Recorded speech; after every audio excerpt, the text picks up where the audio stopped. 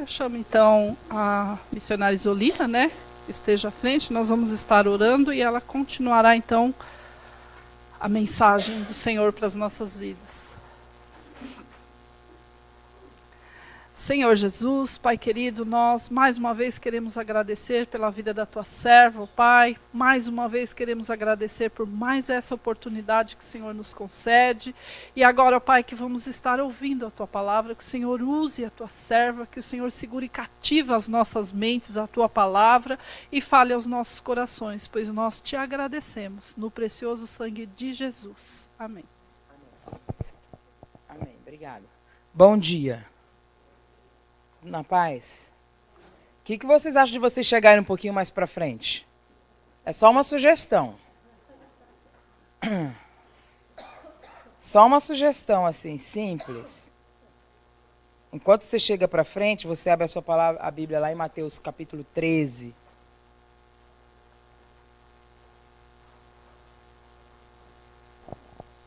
Tá friozinho, né? É bom ficar juntinho um do outro assim e tal. Mateus capítulo 13, versículo 44. Nós vamos ler apenas 3 versos aí, até o verso 46.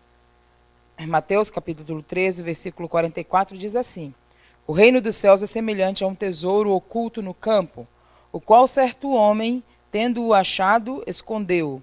E transbordante de alegria, vai e vende tudo o que tem e compra aquele campo. O reino dos céus é também semelhante a um que negocia e procura boas pérolas. E tendo achado uma pérola de grande valor, vende tudo o que possui e a compra. Amém? Amém. Deixa eu fazer uma pergunta aqui. Quantos aqui não nasceram em lar cristão? Levanta a mão. Ok. Segunda pergunta. Quantos aqui tinham uma vida de prática de pecado e Jesus resgatou e hoje não tem mais? Levanta a mão. Ok. Ok. Do que foi que o Senhor te livrou?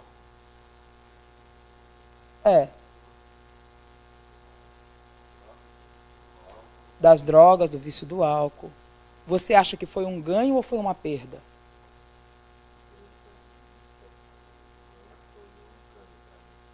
Para você foi um ganho. Jesus te libertar da droga. Você não acha que você perdeu um pouco da liberdade?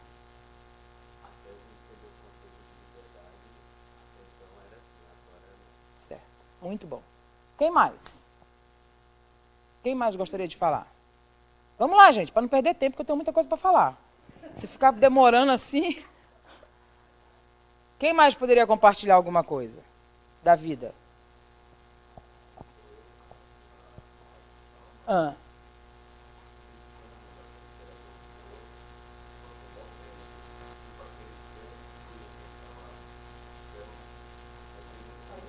Sim.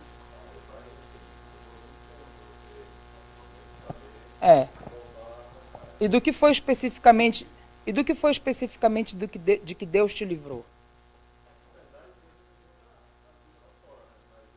A vida lá fora é o que a vida lá fora? Eu não sei o que é a vida lá fora. De prazeres dos momentos. Vida sexual livre? Sim? No geral. Tá. Mais alguém? O resto tudo nasceu crente, perfeito aí. Nunca colocou o pé na jaca. E aí...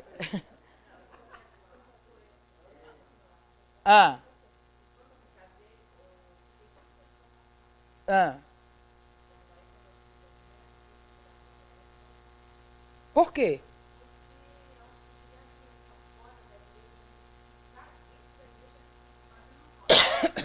Por quê?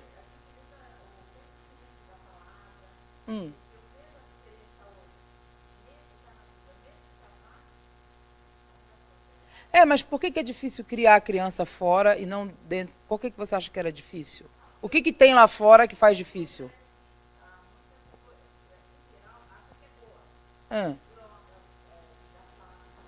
Livre, faz o que quer.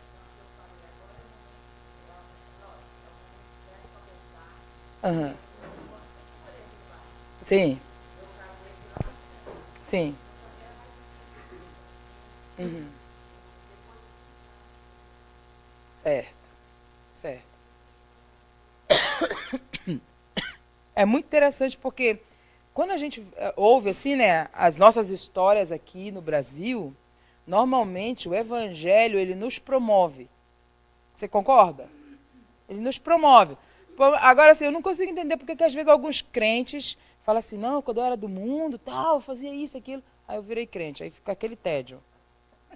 Fica um chato. Eu tenho uma tia que ela é crente, sempre foi crente, minha família toda é muito crente. Ela, quando ela é crente, ela é a pessoa mais chata da face da terra. Quando ela está no mundo, pensa na pessoa agradável. Quando eu vejo assim, que ela está indo para a igreja, que eu vou para a casa dela, eu falo assim, eu já sei que vai ser difícil. Que é, ou gente chata. Mas assim, essa é a nossa ideia às vezes, né? Mas na verdade, o nosso testemunho, ele é um testemunho de promoção. Certo? Então, eu estava numa vida assim, e Deus me resgatou, e hoje eu estou assim. Então, eu largo os vícios, eu tenho uma vida mais saudável, emocionalmente saudável, espiritualmente saudável, é claro, corpo saudável, porque nós temos práticas saudáveis, com exceção de Coca-Cola, e carne com gordura, que eu amo, como uma boa carnívora. Mas a gente normalmente tem uma vida saudável, sem prática de vícios. Então, o nosso evangelho ele é um evangelho de promoção. E, às vezes, esse texto aqui, ele cai como com a gente? Achar a pérola. Vende tudo o que tem. Ele fala, o reino dos céus é assim.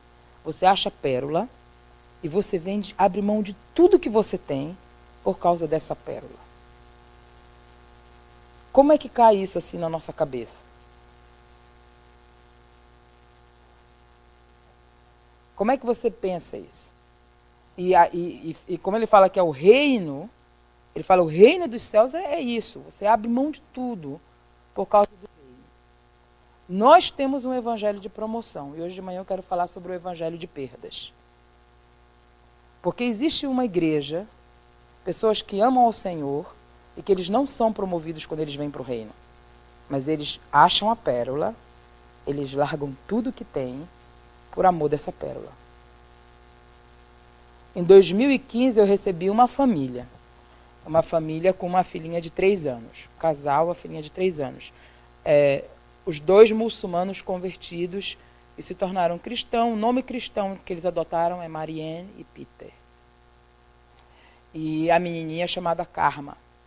E logo que a gente começou o discipulado, eu conversando com a Mariana, eu liderava a escola, e eu conversando com a Mariana, ela falou para mim, a Mariana ela tem uma expressão, na maioria das vezes, de tristeza, dos olhos tristes.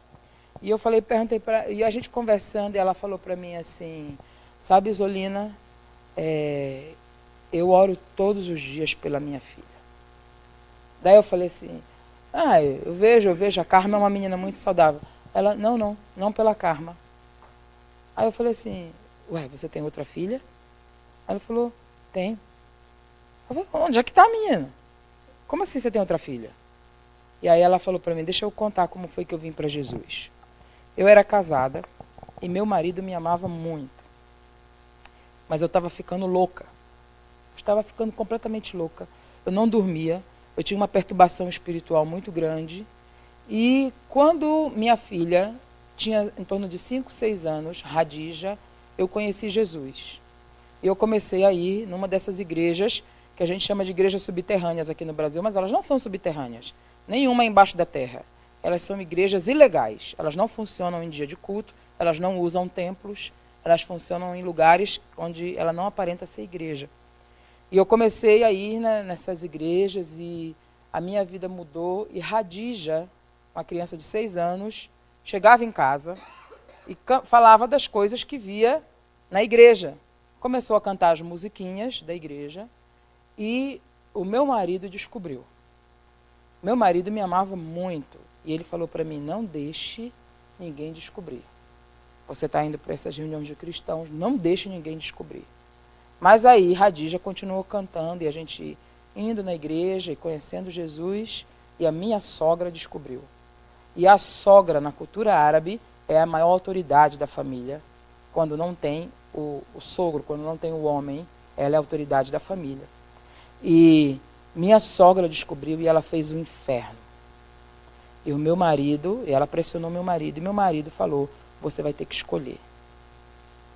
E aí eu olhei para ela com meu coração apertado, com medo da resposta. E eu perguntei, você largou sua filha? E ela olhou para mim e falou assim, e eu podia largar Jesus?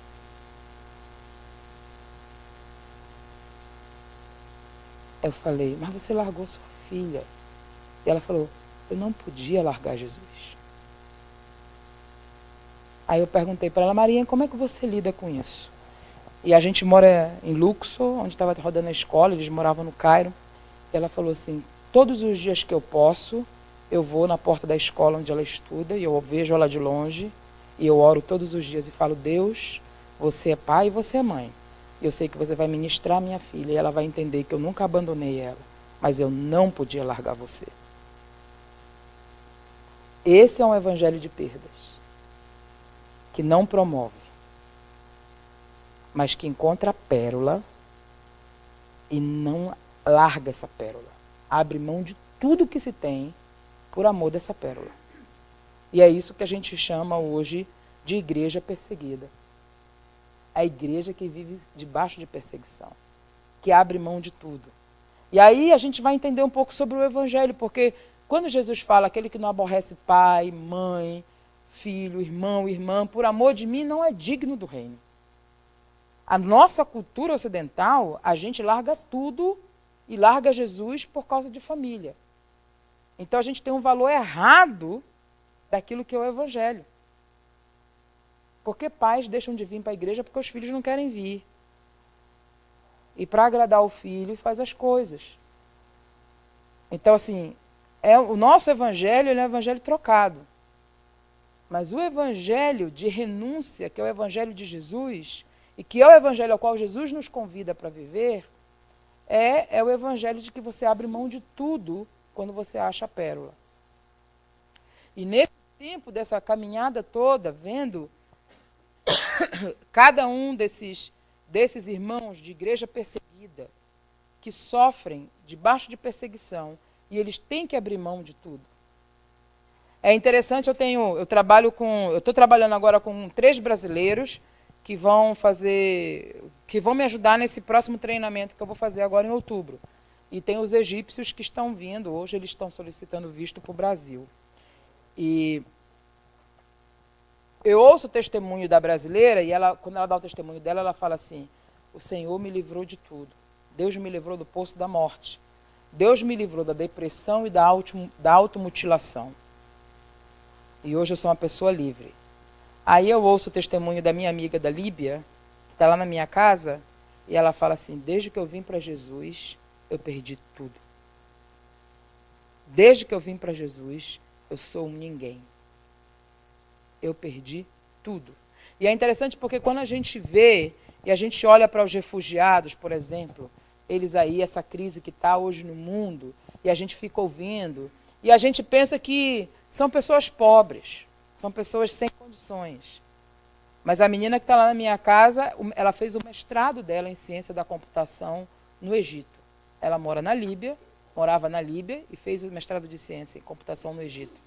Uma vez eu estava no campo de refugiados e veio um jovem senhor, na tenda onde eu estava, e veio pedir fraldas para criança, fraldas descartáveis. E eu perguntei qual a idade da sua filha, e ele falou para mim, aí eu fui lá pegar as fraldas. Quando eu dei a fralda para ele, ele falou para mim assim, eu fiz o meu doutorado em Londres. E eu abaixei a cabeça, eu fiz isso assim para ele. Isso aqui na cultura árabe significa, você está acima da minha cabeça. E eu fiz assim para ele, e ele falou, obrigado. Por causa que a gente olha, quando a gente olha para essa situação, e a gente olha e vê refugiados, a gente pensa, uma coisa é você dar comida para pobre, e para o pessoal da favela, outra coisa é você dar comida para rico. Para o pobre você dá comida, e você dá uma dignidade para ele.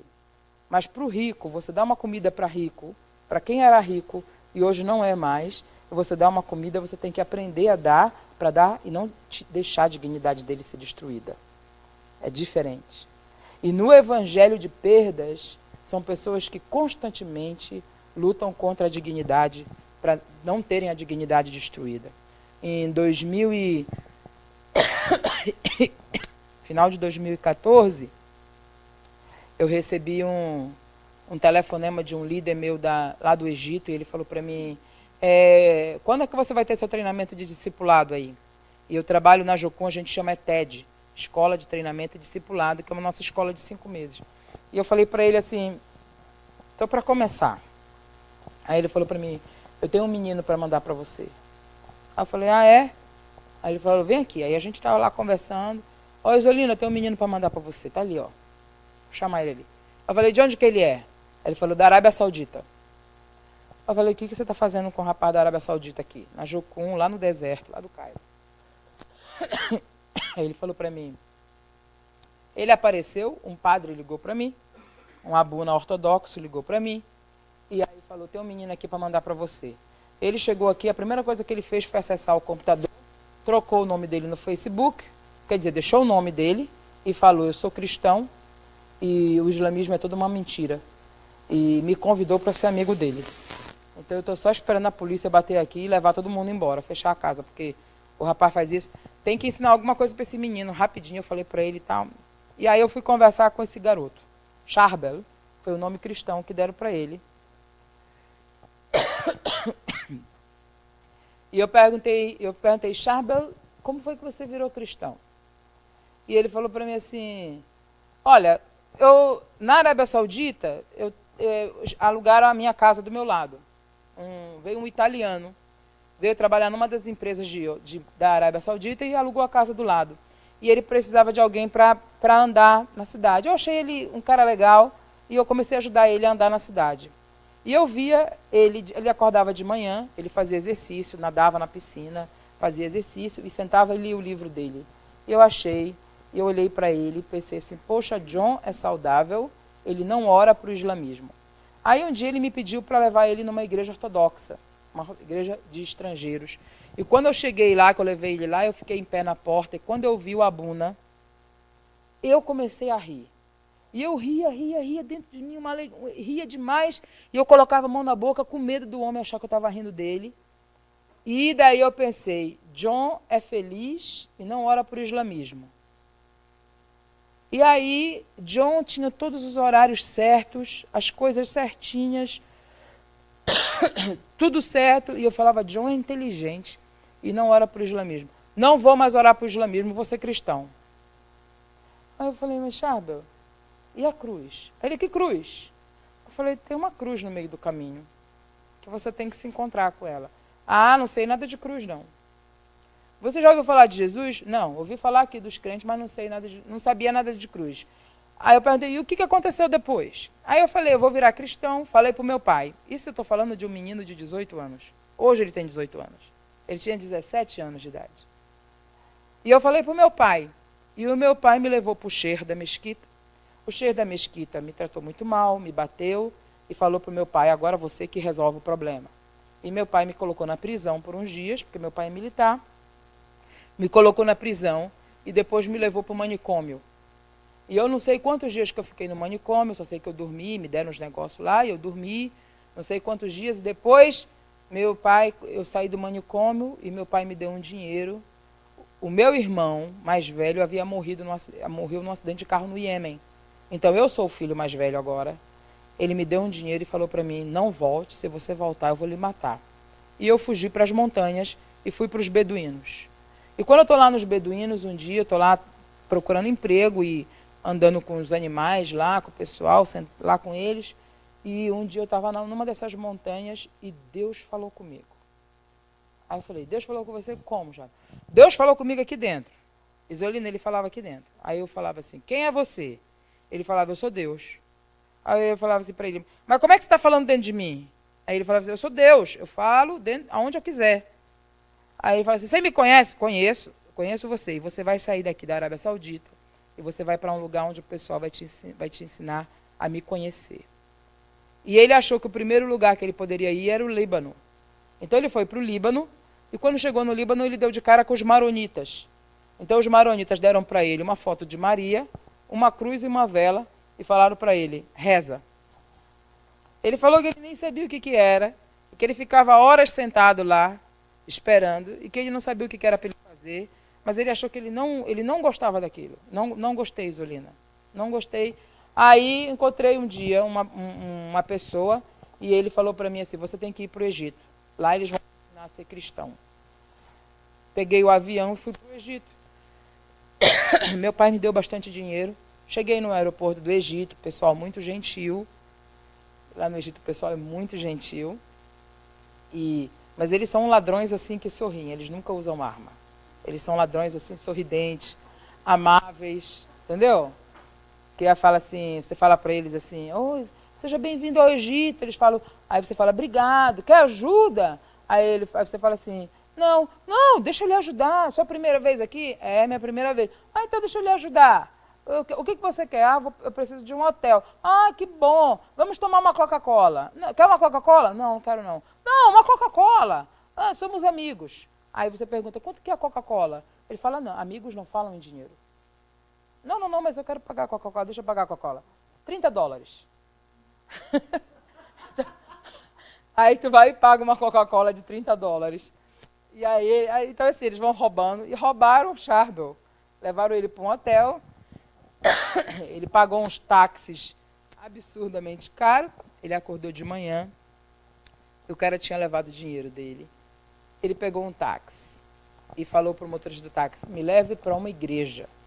A grande bênção de Deus foi que ele entrou num taxista de um motorista cristão.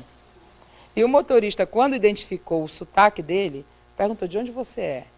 Ele falou, eu sou da Arábia Saudita. Ele falou, você não pode ir na igreja. Ele falou, não, eu vou porque eu sou cristão.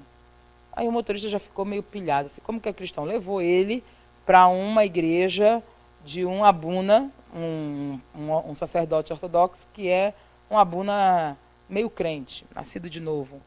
Homem muito bom.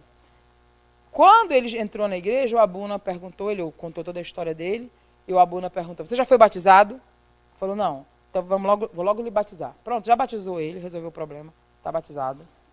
Aí falou para ele, você vai... aí ele, do que você precisa? Ele falou, eu tenho que arrumar um lugar para eu ficar. E o abuna ligou para Jocum, para o Mag de Saber, e falou, recebe esse rapaz aí.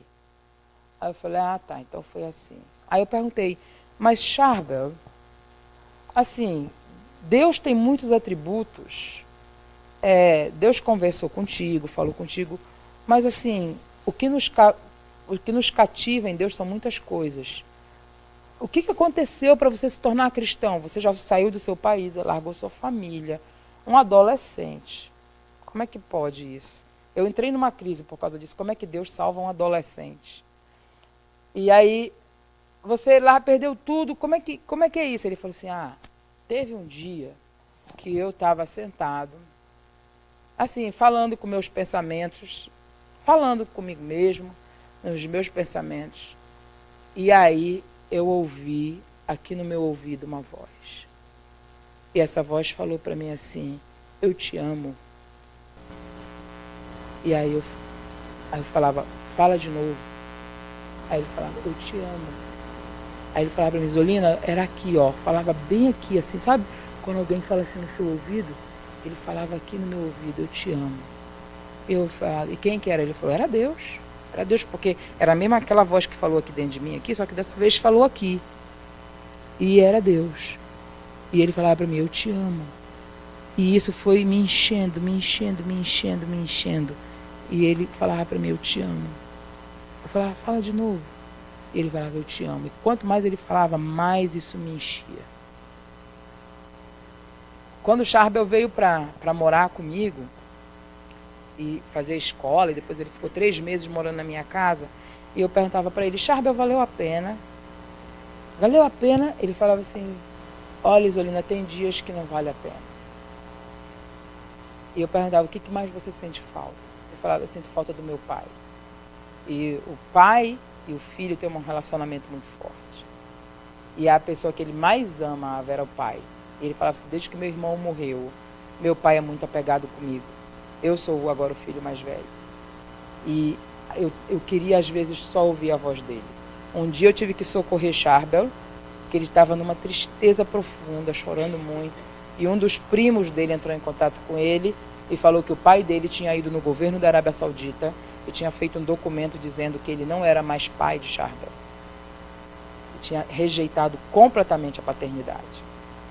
E ele chorava, ele falava assim, eu perdi meu pai. E eu perguntava para ele, vale a pena? Ele falava assim, vale a pena, aqui dentro de mim vale a pena. E um dia ele virou para mim, eu tentando ver como fazia com ele. A Arábia Saudita é um país onde o povo não precisa trabalhar, porque é um país riquíssimo. Então o governo vive de dar coisas para as pessoas. É um país riquíssimo. Então o Charbel era um menino semi-analfabeto. Porque ele não era obrigado a ir para a escola, ele é obrigado a ir para a mesquita, orar. Mas ir para a escola ele não é obrigado. Quando chega na idade adulta, o pessoal sai da Arábia Saudita e vai para o Iêmen, vai para o Egito e compra os certificados da universidade. Então um é médico, outro é advogado, outro é engenheiro. E assim é a sociedade. Mas é só o título, porque na verdade quem trabalha na Arábia Saudita são os estrangeiros. O pessoal saudi, na verdade, eles não trabalham, eles possuem as propriedades. É como nos Emirados Árabes. Os donos dos grandes bancos nos Emirados Árabes são analfabetos. Então, eles trazem pessoas de fora para vir trabalhar. Porque eles só são ricos porque no terreno deles acharam petróleo. E a Shell comprou, a BP comprou, entendeu? Então, eles são ricos naturalmente, mas não que eles estudam. Então, eu estou com esse menino lá, semi-analfabeto, completando 18 anos. Como que vai arrumar emprego uma pessoa dessa? Que emprego você dá para um menino desse? O menino não sabe fazer nada. É uma coisa perdida na vida. E eu falava, mas Charbel, eu falei para ele, você vai ter que arrumar emprego. E ele falava para mim assim, que emprego que eu vou arrumar? Eles vão me mandar servir o chá. Eu vou ser o garoto que vai servir o chá. E eu falei, mas é esse o emprego. Ele falou, não. Lá na minha casa, quem faz isso são os índios, são os indianos. Os indianos e os paquistaneses que fazem isso. Eu não faço isso. Eu não posso limpar, eu não posso fazer essas coisas. Isso não é digno, eu não posso fazer isso. Vai matar minha dignidade. E aí ele falava para mim assim, Zolina, desde que eu virei crente, eu me tornei um ninguém. Desde que eu conheci Jesus, eu me tornei um ninguém. Eu sou uma pessoa que eu nunca vou conseguir casar. E a única forma dele conseguir casar é com uma estrangeira. Porque ele tem um nome muçulmano, ele tem uma identidade muçulmana, mas ele não tem a família. E no Egito, as famílias é quem casam. No Oriente Médio, as famílias são quem casam. Então, nenhum pai muçulmano vai dar filha para casar com ele. E ele não vai poder casar com nenhuma menina cristã, porque ele tem identidade muçulmana. Então ele falou, eu não tenho futuro. E eu pergunto para ele, qual que é o seu futuro, Charbel? Ele falou, o Senhor. A melhor coisa que pode acontecer é eu ir para o céu com Jesus. Essa é a melhor coisa. Mas é o evangelho de perdas. Não é um evangelho de ganho. Não é um evangelho de promoção. Entendeu? Não é um evangelho onde você melhora de vida, onde te dá onde te coloca numa sociedade melhor, num ambiente melhor. Não é isso. Então, quando a gente olha hoje, pensa em missões, a gente, como igreja do Senhor, a gente tem que erguer os olhos em direção à igreja perseguida e, como igreja livre, carregar essa igreja perseguida em oração. Nós não podemos, como igreja do Senhor, orar pela igreja perseguida apenas um domingo no ano. Isso é inaceitável. Isso é desumano. Porque nós precisamos entender que há pessoas debaixo de perseguição, que sofrem e que acham a pérola e não abrem mão da pérola. E que vão morrer por causa disso. E são muitos os que morrem por causa disso. E agora nós somos uma igreja triunfalista, porque a igreja brasileira é uma igreja triunfalista. Esses testemunhos, eles não são testemunhos que nos fazem dar glória a Deus, mas nós deveríamos dar glória a Deus, porque eles enobrecem o evangelho. Nós deveríamos, como igreja, ficar tristes e felizes. Falar glória a Deus que é irmãos assim. Aleluia, Senhor, por esses irmãos que são fiéis. Nos ajuda a ser como eles. Deveríamos ser abatidos com tristeza e ficar, oh, que triste, oh, que coisa. Não, porque foi assim que foi com Jesus. E a ideia da igreja perseguida é, se Jesus, que não teve nenhum pecado, foi martirizado, que honra que é para mim ser martirizado, eu um pecador. Essa que é a ideia da igreja perseguida.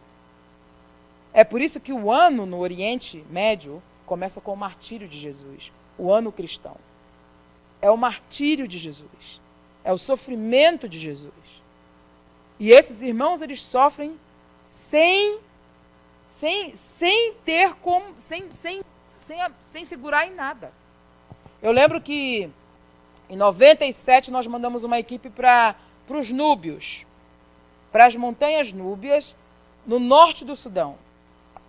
E num dos evangelismos à tarde, eles estavam numa picape e fizeram uma emboscada. E nessa emboscada houve o tiroteio e o motorista contornou a picape e vieram embora. E quando eles estavam, depois de correrem uns quilômetros, e eles vendo quem estava ferido, quando eles contaram, eles perguntaram, onde está Fahim? E viram que Fahim não estava no carro.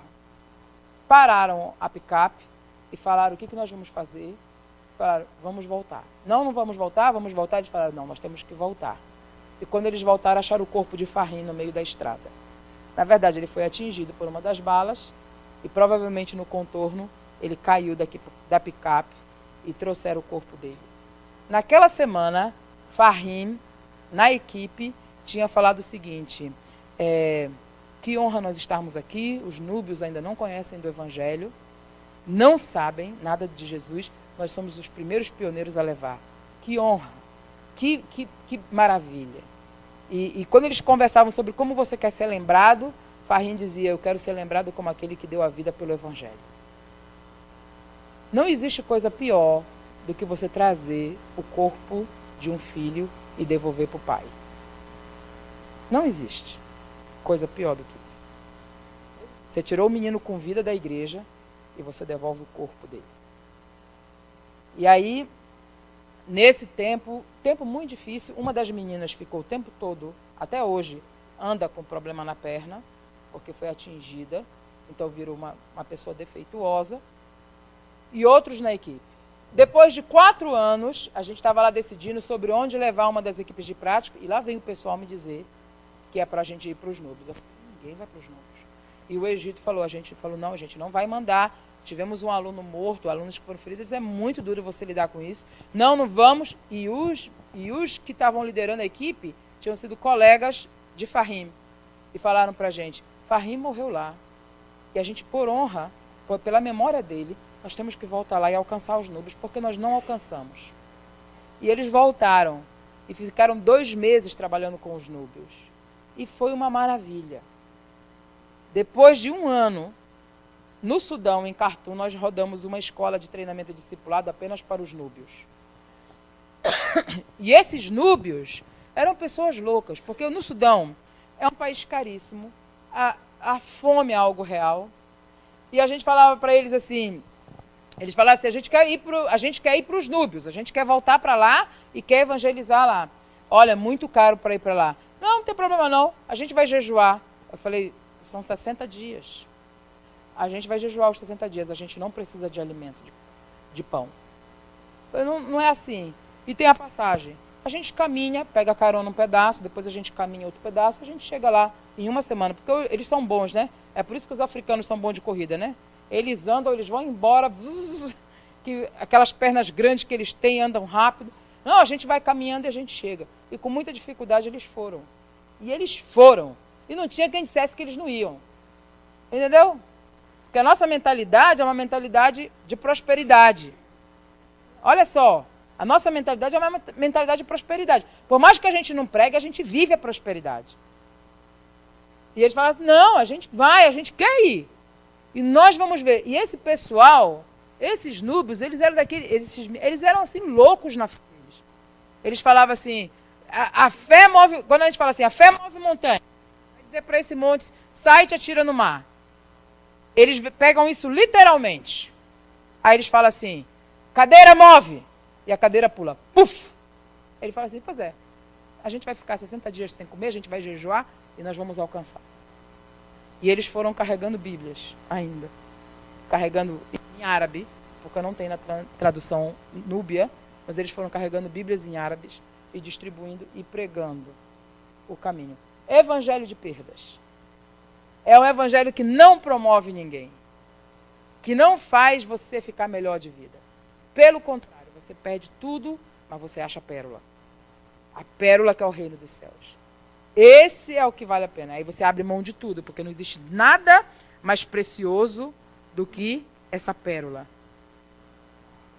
Nós tivemos, desde que teve a Primavera Árabe, nós tivemos uma série de ataques no Egito e no Oriente Médio. A Primavera Árabe começou em 2011. E começou na Tunísia, da Tunísia foi para a Líbia, da Líbia foi para o Egito, do Egito foi Síria, Iêmen, Jordânia e a Síria está até hoje aí. Muitos ataques na igreja do Egito. Reuniões como essa, onde o pessoal chegava, trancava tudo e botava fogo. Muitos sendo mortos. Perseguição cresceu. E a igreja no Egito, ela entendeu uma coisa importante. Ela entendeu que ela nunca poderia reagir. A igreja na Nigéria, ao contrário, ela nunca conseguiu crescer, o evangelho na Nigéria, porque alguns pastores falam assim, mas como é que eu estou pregando o evangelho e eu vou deixar matarem meus filhos? Não, eu tenho que defender, eu sou o pai. E aí o pessoal está no culto e no fundo da igreja tem as armas. Se chegar alguém para matar os cristãos, eles vão lá, pegam as armas e atiram. A igreja no Egito fez o contrário. Nunca um cristão revidou um ataque. Nunca. Todas as vezes, a igreja que foi massacrada. Foram mais de 30 igrejas queimadas. Mais de 30 comércios de cristão. Se ele tem uma loja, um cristão tem uma loja próspera, e os muçulmanos são invejosos, eles iam lá e queimavam o comércio do irmão. E assim foi feito no país inteiro. E os pastores e a liderança da igreja falando, não, a gente não revida. Eu nunca esqueço do dia do culto de Ano Novo, e a gente estava lá na minha igreja, lá em Luxor, e o meu pastor na porta, a polícia na porta, e falando, fechem, acabem o culto. E aí o pastor falava assim, não, nós vamos continuar celebrando. Vocês estão em número grande, concentração de cristãos, isso vai produzir ataque. E a polícia querendo que fechasse a igreja, e o pastor falando, não, nós não vamos fechar a igreja. A porta da igreja está aberta para quem quiser entrar e para quem quiser sair. Nós não vamos sair daqui. Nós vamos continuar a nossa celebração. E ainda virou para a polícia e falou, vocês são bem-vindos para entrarem. Mas a gente não vai fechar a igreja. A igreja nunca abriu mão. Pelo contrário, abriu-se as portas e falaram, quem quiser entrar, que entre. Quem quiser entrar para nos matar, que entre. A igreja nunca revidou. E isso gerou uma autoridade muito grande sobre a igreja. Porque a igreja, nessa autoridade, isso começou a constranger o movimento muçulmano. Então, os muçulmanos, eles começaram a se sentir, como que esse pessoal não reage, vocês continuam massacrando? E isso foi o maior testemunho do evangelho. E o maior aconteceu quando os 21 egípcios foram degolados na praia do Líbano, da Líbia, em Benghazi. Lembram disso? Os 21 egípcios foram degolados, isso foi em 2014. Todos esses homens que morreram, esses 21, eles eram de um povoado chamado Zamalote, pertinho de onde a gente mora. E a minha equipe que estava nessa época trabalhando comigo era todo mundo do lado de Zamalote, que é em Minha, tem vários povoados em Minha que são cristãos. E Zamalote era um deles. Ben Abid é um deles. Outros povoados ali são todos cristãos. E quando veio a notícia de que eles haviam sido mortos, foi aquela tristeza. Agora, tristeza, alegria maior era ouvir as mães. Porque teve mãe que perdeu todos os homens da família. ela perdeu os 2 filhos e ela perdeu o genro.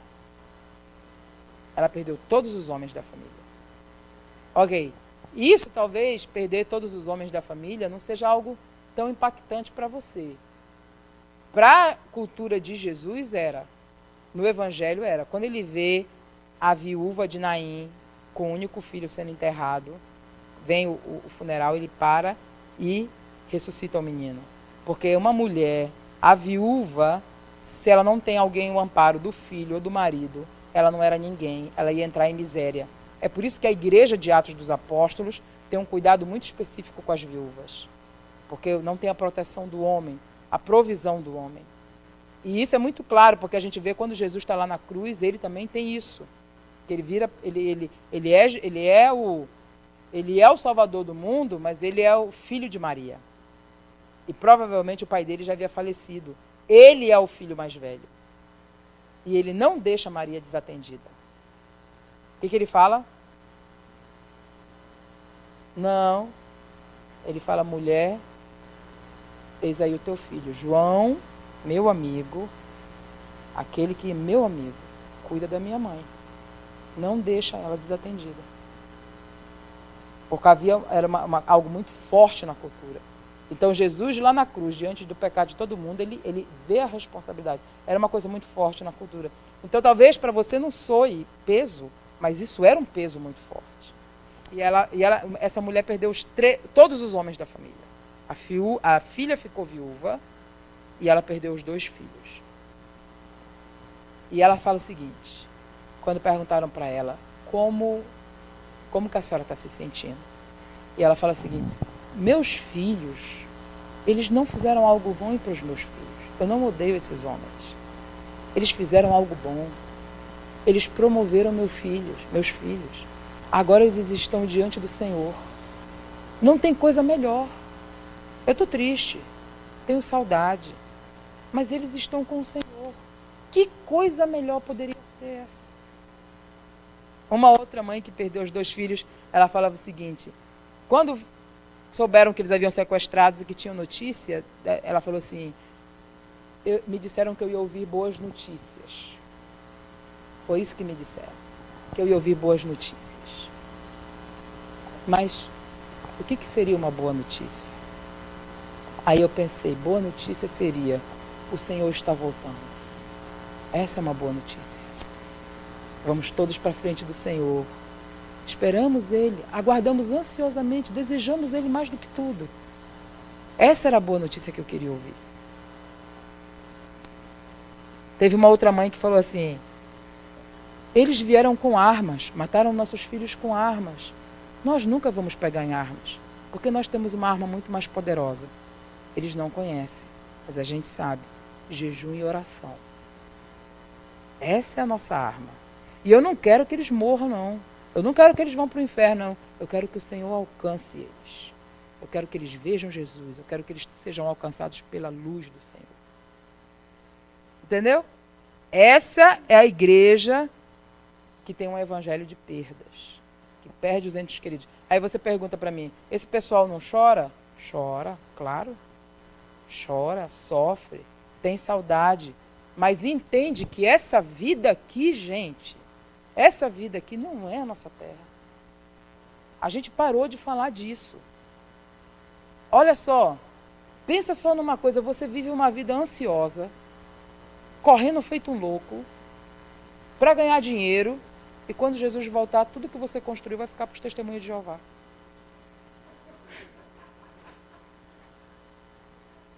Já pensou nisso? Passou uma testemunha de Jeová, tem umas testemunhas de Jeová que vão lá no meu prédio, lá em Osasco. Então lá minha mãe pegava eles direto para bater papo. Mas aí estão lá e perguntando o preço de apartamento. Ah, aqui apartamento gostoso aqui de morar. É gostoso, não sei o que, tal. E eu estava saindo e aí eu falei, você não tem casa própria? Não tenho casa própria. Eu falei, olha, quando eu desaparecer, que Jesus voltar, você pode ficar com o meu apartamento, viu? Ele é todo seu. Ela ficou olhando para minha cara, como se eu fosse louca. Aí eu falei, você sabe do que eu estou falando, né? Quando ele voltar, a casa é sua. Fique à vontade. Entendeu? Mas preste atenção numa coisa. A gente tem que parar com esse desejo de coisas terrenas e pensar que essa não é a nossa terra. A igreja que tem o evangelho de perdas, igreja perseguida, ela caminha todos os dias pensando na eternidade. Os olhos fixos em Jesus. Os olhos fixos no grande dia do Senhor, quando nós vamos ver o Senhor. Essa que é a chave de tudo. É por isso que vale a pena achar a pérola e largar tudo por causa dessa pérola. Porque essa pérola vai te levar para o lugar onde você vai viver eternamente com o Senhor. E nós temos que todos os dias ter essa expectativa, caminhar para isso. Se nós tivermos a expectativa na eternidade, nós vamos desestressar muito dessa vida da terra. Porque a gente fica construindo, querendo construir, ansiosos para daqui a 30 anos, para daqui a 40 anos. Que falta de fé é essa? Jesus está voltando. Eu não sou igual os crentes de Tessalônica, mas eu tenho tendência a ser. Sério? Porque as profecias estão se cumprindo, eu estou vendo as coisas acontecerem. Eu vi coisas quando eu era criança, na igreja, adolescente, dava-se uns cartãozinhos e se orava pelas cortinas de ferro. Quem lembra das cortinas de ferro? Era na época dos países comunistas. Todos os livros que haviam no mercado eram testemunhos de pessoas dos países comunistas, dos que sofreram perseguição. Corre Tebum. Todos os livros, o livro do Yuri, do Ivan, livros de testemunhos lindos de pessoas que deram sua vida por Jesus. Acabou. Os países comunistas já foram. Caiu. O evangelho emancipou. Agora a gente está caminhando para o Oriente Médio, as cortinas de areia. E elas estão se dissolvendo. Elas estão acabando. Então não tem mais lugares não alcançados. Vocês estão entendendo? Essa é a última esfera de lugares alcançados. E uma coisa é, toda vez que há derramamento de sangue de santos, o sangue clama aos céus como clamou o sangue de Abel. E a igreja, ela entende isso. A igreja no Egito, ela entende isso. Ela fala que desde o sangue de João Marcos, que foi quem levou o evangelho para o Egito, e ele foi esquartejado nas ruas de Alexandria, que fala que o sangue clama ao Senhor, aguardando a redenção. E a gente sabe que o Senhor está próximo de tocar a terra. Nós vemos isso. Nós vemos isso quando nós vemos os movimentos políticos que estão acontecendo. A gente está caminhando para um colapso político, econômico, que é o fim. Porque normalmente, quando a gente está entrando numa crise, surge algo na frente. Cada vez que vai entrando no final, surge algo. Mas agora a gente está caminhando para o final e nada surge. E não vai surgir, porque só vai vir Jesus. Porque tudo demonstra isso. Quando fala em Isaías 19, verso 25, abençoado o Egito, meu povo, Israel, a Síria, obra das minhas mãos, Israel, minha herança. E fala dessas três nações, rendendo glórias ao Senhor. E a gente pensa assim, isso é uma coisa impossível. E quando a gente olha hoje e vê a igreja messiânica e a igreja árabe fazendo as pazes, adorando a Deus juntos, a gente fala, tem alguma coisa acontecendo. As coisas estão caminhando.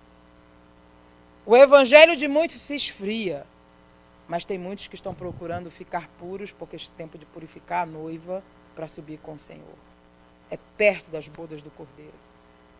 Então a igreja que vive o evangelho de perdas, ela não é uma igreja que se apega a nada dessa terra.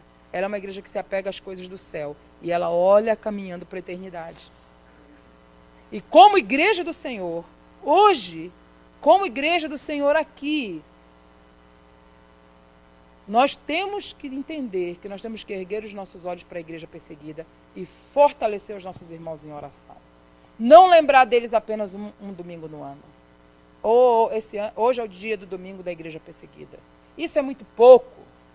Nós temos que carregar, a partir do momento que nós temos paz e liberdade, nós temos que carregar aqueles que não têm.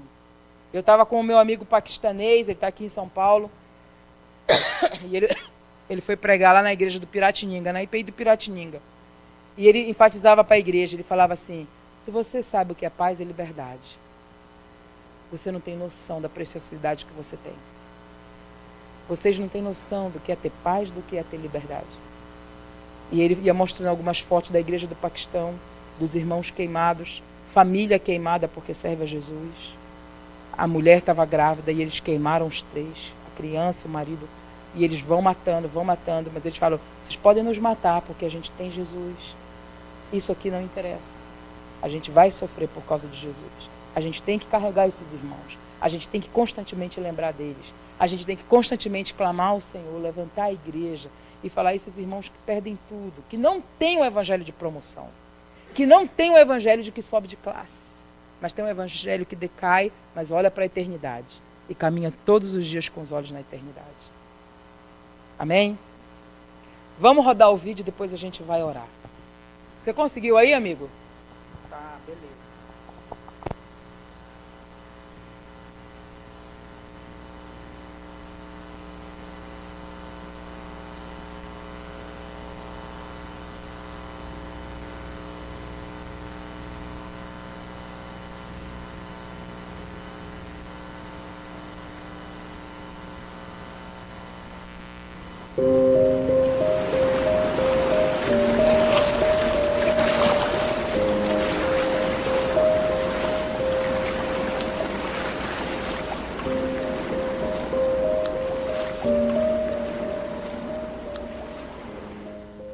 They want you, maybe you'll be converted. Yeah.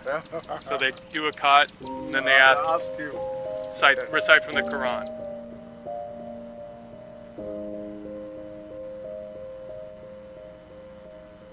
And if you couldn't, they do another cut.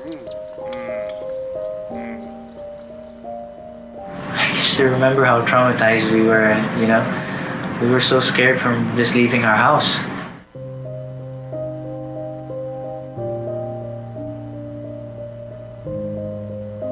You couldn't really trust them to be humane. They were known for killing people, known for making people disappear, and known for permanently disabling people. The churches are destroyed. You cannot preach the gospel because half of your members have run away. You can't even hold church.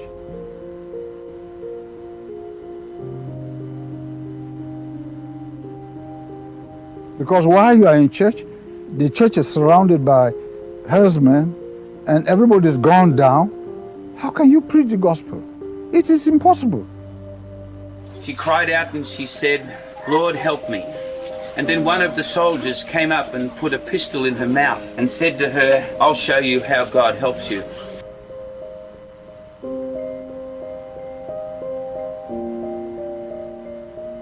And he shot her through the mouth and blew out the side of her face. When he was shot from here, he fell here. This is the blood of that man until today.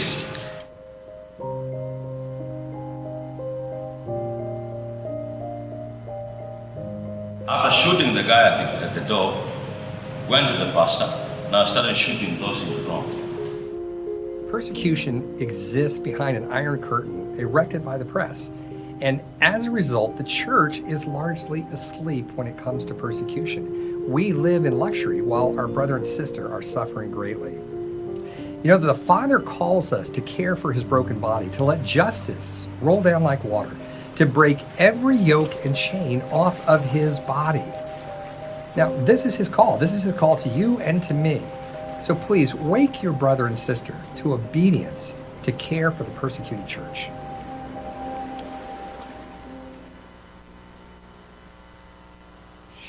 Morreram lá na Líbia, que eles foram degolados, foi uma coisa assim, né? Um dos irmãos de um dos rapazes falou o seguinte: glória a Deus, eles não negaram a Jesus. E o Estado Islâmico que faz o vídeo, né? Quando ele mata as pessoas, ele faz o vídeo e aparece nitidamente quando eles, antes de degolarem os egípcios falando beleza sua, em nome de Jesus. E eles iam sendo degolados. Eles falavam beleza sua, em nome de Jesus. Iam sendo degolados. E os pais e os irmãos falavam, eles não negaram a Jesus. Nós temos orgulho deles que eles não negaram a Jesus. E eles vão ser recebidos na glória. Há uma grande festa no céu. A gente aqui está triste, mas ele está lá, está celebrando. Uma grande festa no céu. Eles não negaram o nome de Jesus. Essa é a igreja perseguida. Vamos orar por eles? A gente não pode falar e não orar. Tá certo? Então junta de 3 em 3 aí. Rapidinho, sai do lugar, 3 em 3 e vamos orar pela igreja perseguida.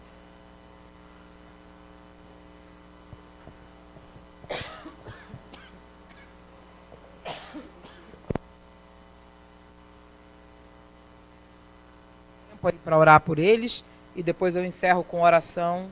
Eu falo para você, vamos encerrar nossas orações e aí a gente depois eu oro junto também, tá bom? Vamos lá. Pode orar.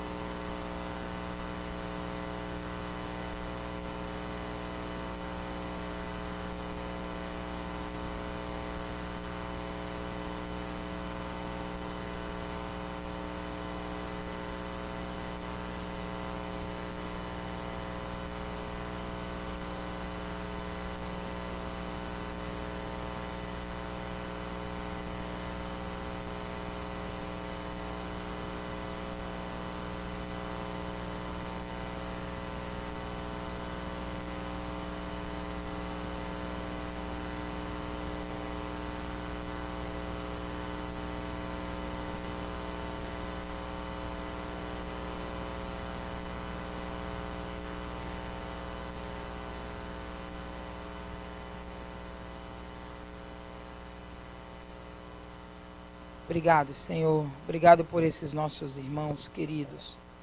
Obrigado, Senhor, pela forma e a fé que eles têm no Senhor. Obrigado pela grandiosidade de testemunho. Meu Deus, eu lembro quando em Hebreus fala sobre a nuvem de testemunhos. E tantos mártires da fé que são registrados ali, Senhor.